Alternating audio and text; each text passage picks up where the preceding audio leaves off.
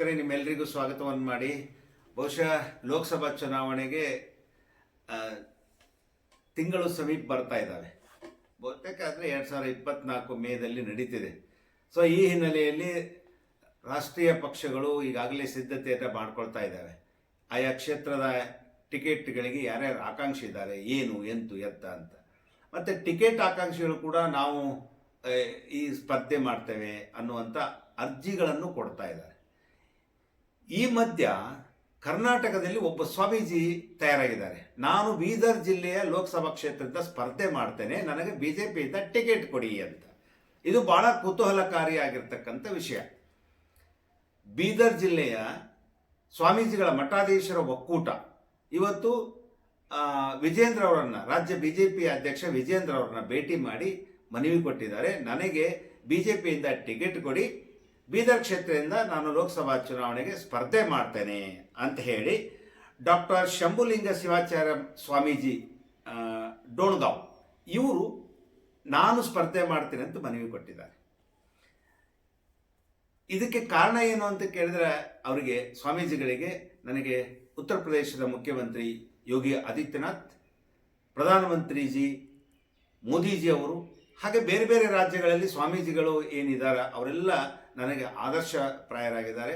ಅವರು ಪ್ರೇರಣೆ ನನಗೆ. ಸೊ ಹಾಗಾಗಿ ನಾನು ರಾಜಕೀಯವಾಗಿ ಜನರ ಸೇವೆಯನ್ನು ಮಾಡುವಂಥ ಒಂದು ಉದ್ದೇಶವನ್ನು ಇಟ್ಟುಕೊಂಡು ಬಿಜೆಪಿ ಟಿಕೆಟ್ ಕೇಳಿದ್ದೇನೆ.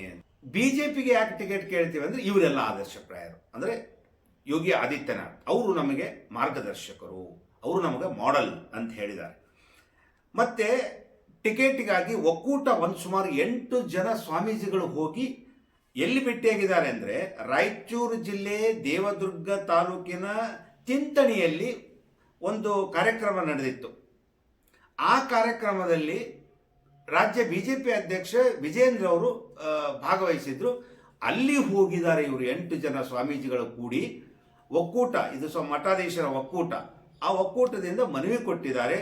ಬೀದರ್ ಕ್ಷೇತ್ರದಿಂದ ನನಗೆ ಲೋಕಸಭಾ ಚುನಾವಣೆಗೆ ಸ್ಪರ್ಧೆ ಮಾಡಲು ಡಾಕ್ಟರ್ ಶಂಭುಲಿಂಗ ಶಿವಾಚಾರ್ಯ ಸ್ವಾಮೀಜಿಗೆ ಟಿಕೆಟ್ ಕೊಡಿ ಅಂತೇಳಿ ಮನವಿ ಮಾಡಿದ್ದಾರೆ. ಆ ಸ್ವಾಮೀಜಿ ಟಿಕೆಟ್ ಮನವಿ ಕೊಟ್ಟಾದ ಮೇಲೆ ಆ ಸ್ವಾಮೀಜಿ ಏನು ಮಾತಾಡಿದ್ದಾರೆ ನಿಮಗೆ ಕಾಣಿಸ್ತೀವಿ ನೋಡಿ. ನಮ್ಮನ್ನ ಇವತ್ತು ಟಿಕೆಟ್ ಅಪೇಕ್ಷೆಗಳು ಮಾಡಿ ಅಲ್ಲ, ನೀವು ಬೀದರ್ ಲೋಕಸಭೆ ಟಿಕೆಟ್ ಈಗ ಆಲ್ರೆಡಿ ಭಗವಂತ ಖೂಬ್ ಅವರಿಗೆ ಕೊಟ್ಟಿದ್ದಾರೆ, ಕೇಂದ್ರದ ಸಚಿವರಾಗಿದ್ದಾರೆ. ಅಂಥವರಿಗೆ ಈಗ ಕೇಂದ್ರದಲ್ಲಿ ಬಿಜೆಪಿ ಸರ್ಕಾರ ಕೂಡ ಇದೆ, ಆದರೂ ಕೂಡ ಅವರನ್ನ ಬಿಟ್ಟು ನೀವು ಟಿಕೆಟ್ ಕೇಳ್ತಾ ಇರೋದು ಸ್ವಾಮೀಜಿಗಳು ಯಾಕೆ ಅಂತ. ಅವ್ರನ್ನ ಬಿಟ್ಟೊತ್ತಲ್ಲ, ಒಬ್ಬರೇ ಇರಬೇಕಂತ ಅವಶ್ಯಕತೆ, ನಮಗೆ ಇಚ್ಛೆ ಇದೆ, ಪ್ರಬಲವಾದ ಅಪೇಕ್ಷೆ ಇದೆ, ಟಿಕೆಟ್ ಬೇಕಂತ ಅಪೇಕ್ಷೆ ಕೇಳ್ತಾ ಇದ್ದೇವೆ ನಾವು. ಅಭಿವೃದ್ಧಿ ಕಾರ್ಯಗಳನ್ನು ಮಾಡಿಲ್ಲ ಮತ್ತೆ ತಮ್ಗೆ ಗೊತ್ತಾಗ್ತಾ ಇದ್ದಿಲ್ಲ, ತಾವು ನೋಡ್ತಾ ಇಲ್ವಾ? ಇಡೀ ಕಾರ್ಯಕರ್ತರು ಎಲ್ಲರೂ ನಿಂತಿದ್ದಾರೆ, ಅದನ್ನ ಬಾಯಿಂದ ಹೇಳೋದು ಅವಶ್ಯಕತೆ ಇಲ್ಲ. ಯಾವ ವಿಚಾರಕ್ಕೆ ವಿರೋಧ ಇದೆ, ಏನಿದೆ ಗುರುಗಳೇ? ಅವ್ರು ಕಾರ್ಯಕರ್ತರನ್ನ ಸರಿಯಾಗಿ ಉಪಯೋಗ ಮಾಡ್ಕೊಳ್ತಾ ಇಲ್ಲ. ನನಗೆ ಉದಾಹರಣೆ ನಾವು ಮೊನ್ನೆ ನೋಡಿದ್ವಿ ಟಿವಿಯಲ್ಲಿ, ನಾವು ಅಪೇಕ್ಷೆಯಾಗಿ ಹೊಂಟಿದ್ದೇವೆ, ಯಾರು ಇರೋದು ಅವಾಗ ನಮಗಿಲ್ಲ, ನಾವು ಪ್ರಬಲ ಆಗಿದ್ದ ಅಪೇಕ್ಷೆಗಳು ನಾವು. ಈಗ ಟಿಕೆಟ್ ಆಕಾಂಕ್ಷೆ ಆಗಬೇಕಾದ್ರೆ ಪಕ್ಷದಲ್ಲಿ ದುಡಿದಿರಬೇಕು, ಪಕ್ಷದ ಕಾರ್ಯಕರ್ತರಾಗಿರ್ಬೇಕು, ಈ ರೀತಿಯಾದಂಥ ಒಂದು ನಿಯಮ. ಈಗ ಸ್ವಾಮಿಗಳಿಗೆ ಹೊರಗೆ ಬಿದ್ದಿರ್ತಕ್ಕಂಥ, ಸಮಾಜಕ್ಕೆ ದುಡಿದಿರ್ತಕ್ಕಂಥವ್ರು, ಸಮಾಜಕ್ಕಾಗಿ ಕೆಲಸ ಮಾಡಿರ್ತಕ್ಕಂಥವ್ರು ಇನ್ನೂ ಕೂಡ ಹೆಚ್ಚಿನ ರೀತಿಯಲ್ಲಿ ನಮ್ಮೆಲ್ಲ ಮಠಗಳಿಗಾಗಲಿ ನಮ್ಮ ಸಮಾಜಕ್ಕಾಗಲಿ ಆಗ ಅನೇಕ ಎಲ್ಲ ಧರ್ಮದ ಜನರಿಗೆ ಕೂಡ ಆಮೇಲೆ ಉಪಯೋಗ ಆಗಲಿ ಅಂತ ಉದ್ದೇಶದಿಂದ ತಿಳ್ಬೇಡ. ಅಲ್ಲ, ಸ್ವಾಮಿಗಳು ಆ ಥರ ಸಮಾಜದ ಉದ್ಧಾರ ಮಾಡಬೇಕಾದ್ರೆ ಬೇರೆ ಬೇರೆ ಪಕ್ಷಗಳಿದ್ದಾವೆ, ಬೇರೆ ಬೇರೆ ಪಕ್ಷಗಳಲ್ಲಿ ಟಿಕೆಟ್ ಕೇಳ್ಬೋದು. ನಮ್ಮ ಅಪೇಕ್ಷೆ ಎಲ್ಲ ಬೇಡ್ತಾ ಇದ್ದೇವೆ. ಯಾಕೆ ಬಿಜೆಪಿಯಲ್ಲಿ ನೀವು ಟಿಕೆಟ್? ಅದೇ ಅಪೇಕ್ಷೆ ಅಲ್ಲಿ ಯೋಗಿ ಅಂತ ಯೋಗಿಗಳು, ಇವತ್ತು ಮೋದಿ ಯೋಗಿಗಳು, ಅನೇಕ ಇವತ್ತು ರಾಜಸ್ಥಾನದಿಂದ ಬಾಲ್ಯ ಯೋಗಿಗಳು ಕೂಡ ಹೊರಬಿದ್ದಿದ್ದಾರೆ. ಮಹಾರಾಷ್ಟ್ರದಿಂದ ನಮ್ಮ ಶಿವಾಚಾರ್ಯಗಳು ಈಗ ಸೋಲಾಪುರದ MP ಆಗಿದ್ದಾರೆ, ಅಭ್ಯಂತ ML ಇದ್ದಾರೆ. ಅದು ನಾವು ಕೂಡ ಈ ಕರ್ನಾಟಕ ಬದಲಿಂದ ನಾವು ಕೂಡ ಅಪೇಕ್ಷೆ ಪಡ್ತಾ ಇದ್ದೀವಿ. ನಾವು ಈಗ ವಿಜೇಂದ್ರ ಮನೆ ಯಡಿಯೂರಪ್ಪ ಮನೆ ಮಾಡ್ಕೊಂಡಿದ್ದೇವೆ, ಪ್ರಹ್ಲಾದ್ ಜೋಶಿ ಅವರ ಮನೆ ಮಾಡ್ಕೊಂಡಿದ್ದೇವೆ. ನಾವೆಲ್ಲ ಮೇಲೆ ತಿಳಿಸ್ತೇವೆ. ಬೀದರ್ ಈಗ ನಾವು 8 ಜನ ಸ್ವಾಮಿ ಬಂದಿದ್ದೇವೆ. ಬೆಂಗಳೂರು ಬನ್ನಿ ವಿಚಾರ ಮಾಡೋಣ ಅಂತ. ನಿಮ್ಮ ಹೆಸರು ಡಾಕ್ಟರ್ ಶಂಭುಲಿಂಗ ಶಿವಾಚಾರ್ಯ. ಓಕೆ, ಕೇಳಿದ್ರಲ್ಲ ಸ್ವಾಮೀಜಿ ಏನು ಹೇಳಿದರು ಅಂತ. ಯಾಕೆ ನೀವು ಈಗ, ಯಾಕಂದ್ರೆ ಬೀದರ್ ಜಿಲ್ಲೆಯ ಬೀದರ್ ಲೋಕಸಭಾ ಕ್ಷೇತ್ರಕ್ಕೆ ಯಾರಿದ್ದಾರೆ ಗೊತ್ತಾ? ಈಗ ಆಲ್ರೆಡಿ ಭಗವಂತ ಖೂಬಾ ಅಂತಿದ್ದಾರೆ, ಅವ್ರಿಗೆ ಕೇಂದ್ರ ಸಚಿವರಿದ್ದಾರೆ. ಅವರನ್ನ ಬಿಟ್ಟು ಟಿಕೆಟ್ ಹ್ಯಾಕ್ ಕೊಡೋದು ಇವರಿಗೆ, ಸ್ವಾಮೀಜಿಗೆ ಅಂತ. ಅಂದ್ರೆ ಕಾವಿ ಪಡೆನೂ ಕೂಡ ಇವತ್ತು ರಾಜಕೀಯತ್ತ ಮುಖ ಮಾಡ್ತಾ ಇದೆ. ಈ ಬಿಜೆಪಿ ಅವರ ವಿರುದ್ಧ ಕಾಂಗ್ರೆಸ್ನವರು ಮಾತಾಡ್ತಾ ಇರೋದೇ ಅದು. ಏನು ಅಂತ ಕೇಳಿದ್ರೆ, ಇವರು ರಾಜಕಾರಣದಲ್ಲಿ ಧರ್ಮ ಇರಬೇಕೇ ವಿನಃ ಧರ್ಮದಲ್ಲಿ ರಾಜಕೀಯ ಬರಬಾರ್ದು ಅಂತ. ಈಗಾಗಲೇ ಇವರು ಬಿಜೆಪಿಯವರು ಶ್ರೀರಾಮನ ಮಂದಿರ ನಿರ್ಮಾಣದ ನೆಪದಲ್ಲಿ ರಾಜಕೀಯ ಮಾಡ್ತಿದ್ದಾರೆ ಅಂತ ಹೇಳಿದ್ದಾರೆ ಇವತ್ತು CM.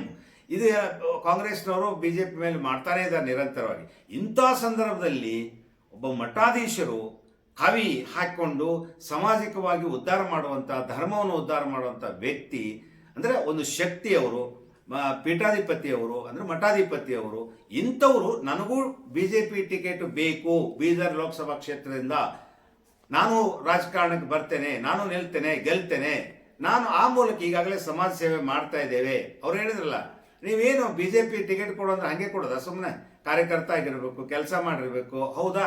ನಾ ಏನೂ ಮಾಡಿಲ್ಲ, ನಾನು ಪಕ್ಷದಲ್ಲಿ ಆಕ್ಟಿವ್ ಇಲ್ಲ, ಆದರೆ ನಾನು ಸಾಮಾಜಿಕವಾಗಿ ಆಕ್ಟಿವ್ ಇದ್ದೀನಿ, ಧರ್ಮದಲ್ಲಿ ಆಕ್ಟಿವ್ ಇದ್ದೀನಿ. ಸೊ ಇವೆಲ್ಲ ಸೇವೆಯನ್ನು ಪರಿಗಣಿಸಿ ನನಗೂ ಟಿಕೆಟ್ ಕೊಡಲಿ, ನಾನು ನಿಲ್ತೇನೆ, ಜನ ಅಪೇಕ್ಷೆ ಪಟ್ಟರೆ ಓಟ್ ಹಾಕ್ತಾರೆ, ಆರ್ಚ್ ಬರ್ತೇನೆ, ಲೋಕಸಭಾ ಕ್ಷೇತ್ರದ ವ್ಯಾಪ್ತಿಯಲ್ಲಿ ನನ್ನದೇ ಆದಂಥ ಸೇವೆ ಮಾಡ್ತೇನೆ. ಅದೇನು ತಪ್ಪಲ್ಲ, ಸಂವಿಧಾನಾತ್ಮಕವಾಗಿ ಎಲ್ರಿಗೂ ಹಕ್ಕಿದೆ. ಸೊ ಹಾಗಾಗಿ ಇವತ್ತು ಮಠಾಧೀಶರು ಕೂಡ ಮೊಟ್ಟ ಮೊದಲನೇ ಮಠಾಧೀಶರು ಇವರು ಯಾರು?